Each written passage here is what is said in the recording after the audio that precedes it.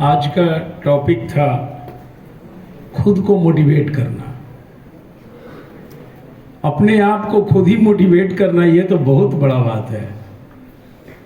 आजकल तो बड़े बड़े मोटिवेटर हो गए हैं जिनका पेशा हो गया है, लाखों रुपया फीस है चंद घंटों का, और बड़े बड़े संस्थान उनको बुलाते हैं और वो मोटिवेशनल स्पीच दे करके जाते हैं।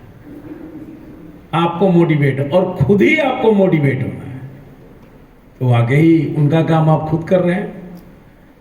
बड़ा मुश्किल काम है ये।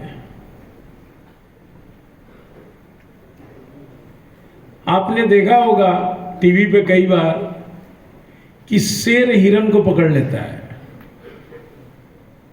पर आप जानते हैं कि हिरन का स्पीड शेर से ज्यादा है, फिर कैसे पकड़ लेता है? आपने कभी सोचा? 30 किलोमीटर, लगभग 30 किलोमीटर पर आवर स्पीड ज्यादा है हिरन का, फिर भी उसे शेर पकड़ लेता है। आप जान जाए, इसलिए पकड़ा जाता है क्योंकि शेर अपनी नजरें टारगेट पे बना के रखता है, वो हटाता नहीं है। मुझे हिरन को पकड़ना है, शिकार को पकड़ना है, और हिरन बार बार आगे के बजाय पीछे देखती है, कहीं शेर मुझे पकड़ ना ले, कहीं शेर, यानी उसको भागना है लेकिन वो पीछे देखे, जिसके वजह से उसका स्पीड कम हो जाता है, पकड़ा जाता है, शिकार हो जाता है। अगर मैं सामने एक लकड़ी रख दूं और मैं बोलूं कि इस पे चल के तुम पार हो जाओ, बहुत ही इत्मीनान से पार हो जाओगे, इसमें कोई शक नहीं। लेकिन यही लकड़ी अगर 20 फ्लोर के 2 मंजिले के बीच में लगा दो तो पूरी उम्मीद है कि तुम नीचे गिर जाओगे। क्यों गिर जाओगे? जब यहां पार हो गए तो ऊपर क्यों नहीं? जब फर्श पे हम पार कर गए हैं लकड़ी पे, और जब 2 मंजिलों के बीच में उसको लगाया तो क्यों नहीं पार किए? इसलिए नहीं पार किए कि तुम्हारी नजरें लकड़ी के बजाय नीचे है कि मैं गिर ना जाऊं, गिर जाऊंगा तो मर जाऊंगा। और जब जमीन पे खड़े हो तो तुम्हारी नजरें लकड़ी के ऊपर है, तो तुम आराम से पार कर जाते हो। मंजिल के ऊपर गया, तुम्हारी नजरें भटक गई। यानी अपने टारगेट को हमेशा बना के रखो, एक भूखे शेर की तरह अपने एम को।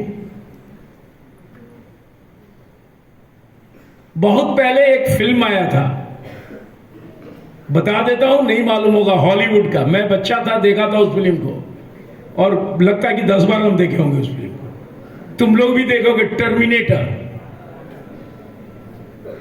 3, 1, 2, 3 है। टर्मिनेटर का हीरो,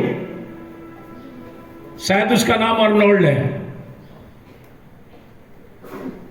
उस टाइम का वर्ल्ड का सबसे अच्छा बॉडी बिल्डर, वर्ल्ड में नामी बॉडी बिल्डर था। एक बार रिपोर्टर जब उसके सामने बैठा और उनसे पूछा कि आप तो बॉडी बिल्डर बन गए, आगे आपका क्या इरादा है करने का? तो बोले मैं हीरो बनूंगा हॉलीवुड का, बड़ा इत्मीनान से।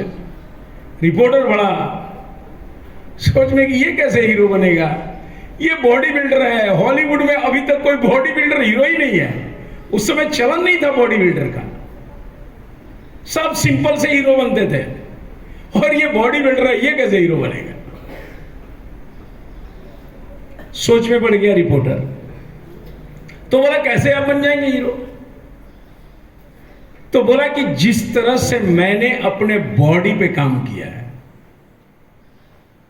उसी तरह से मैं फिल्म पे भी काम करूंगा। और उसने काम किया। कुछ महीनों के बाद जब उसी रिपोर्टर ने उसके न्यूज़पेपर पे फोटो देखा कि बॉलीवुड का सबसे बेस्ट हीरो, और उसके बाद एक प्रचलन सा बन गया बॉडी बिल्डरों का, जिसको भी हीरो बनना है बॉडी पहले चाहिए, और उस समय का प्रचलन आज तक खत्म नहीं हुआ। आपके बॉलीवुड में भी हीरो बनना है तो पहले बॉडी बना लो, देख लो तुम्हारे सामने ही है, तभी हीरो बनोगे, उसके पहले नहीं था। उदाहरण के तौर पे तुम अगर बॉलीवुड की बात करो, दिलीप कुमार का कौन सा बॉडी था, राज कपूर का कौन सा बॉडी था, कोई बॉडी नहीं। और आज जैकी श्रॉफ का बेटा टाइगर श्रॉफ और कितने सारे बॉडी बिल्डर वही हीरो बनते हैं। मेरा कहने का मतलब यह है कि आप अब भूखे शेर की तरह रहो, तुम्हारे अंदर भूख होना चाहिए, तब जाके तुम्हारा अपना सपना पूरा होगा। क्रिकेट का अभी वर्ल्ड कप चल रहा है इंडिया में, अगर हमने किसी मैच का एक समय सीमा, कहते हैं ना लिमिट पीरियड होना चाहिए, लिमिट 90 मिनट में ही फुटबॉल होगा मैच, और 90 मिनट में ही तुम्हें गोल मारना है।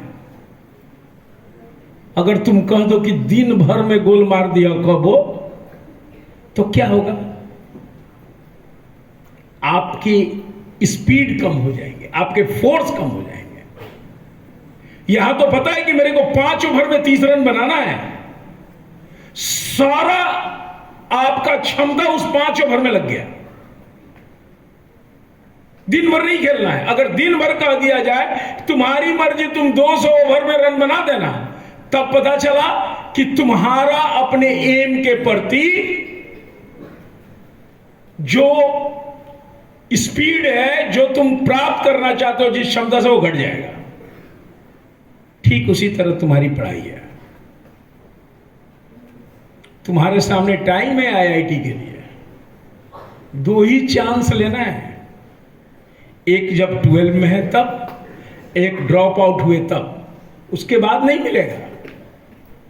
अब पूरी क्षमता तुम्हारा लग गया, मेरे को इतने ही पीरियड है, लिमिट पीरियड, इस लिमिट पीरियड में मुझे काम करना है।